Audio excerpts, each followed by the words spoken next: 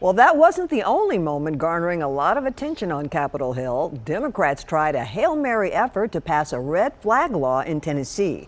News Channel 5's Chris Davis joins us to explain exactly what happened. Chris. Well, Vicki, you may remember just yesterday, Governor Bill Lee introduced his plan for addressing gun violence, and many assumed members of his own party would take it and run with it. But that's not what happened at all.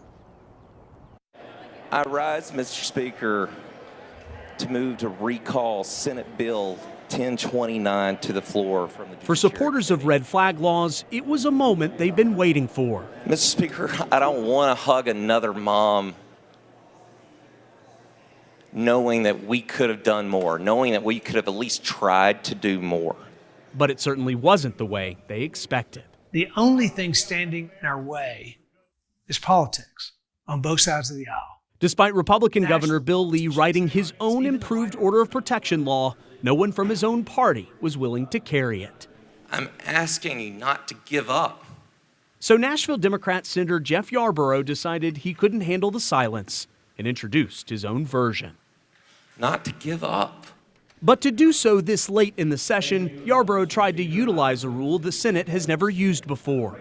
There has never been an incident where this body has recalled a piece of legislation from a standing committee. I move to table the motion. Only one Republican sided with the Democrats. Ayes 24, nays 7. And the move to halt the bill won out. The tabling motion prevails. The Senate Bill 1029 remains in judiciary. It's the saddest day I've had being a senator. House Republican Caucus Chair Jeremy Faison said it was too much too soon. One thing I know after 13 years, when we react and do something quickly, we rarely get it right. But he did indicate a willingness to hold a special session focused just on gun violence. I think school is about to be out.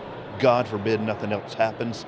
But between now and the very near future, we can put some really good minds that are not politicians in the room, get people from all different backgrounds to look at this, analyze it, spend a few weeks. Let's get it right. Let's get in a position that we know we can get a touchdown and do something good for the people of Tennessee. Senator Yarborough believes those who have waited for this moment won't let up anytime soon.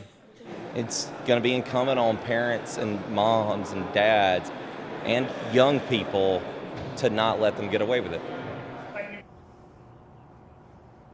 Keep in mind, it is up to lawmakers to decide when the session ends, so they could have stayed and considered Governor Lee's bill while they're still in town.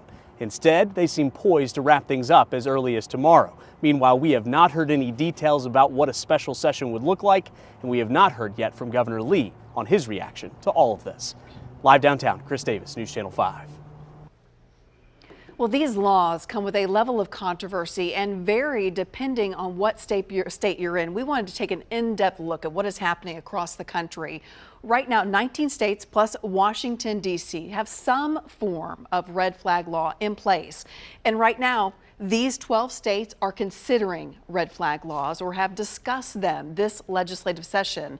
Many states started seriously considering these types of laws after the deadly mass shooting at Marjorie Stoneman Douglas High School in Florida. That was back in 2018. Oklahoma stands alone as the only state with an anti-red flag law on the books. Lawmakers there say the law, which was signed in 2020, strengthens and protects its citizens' Second Amendment rights.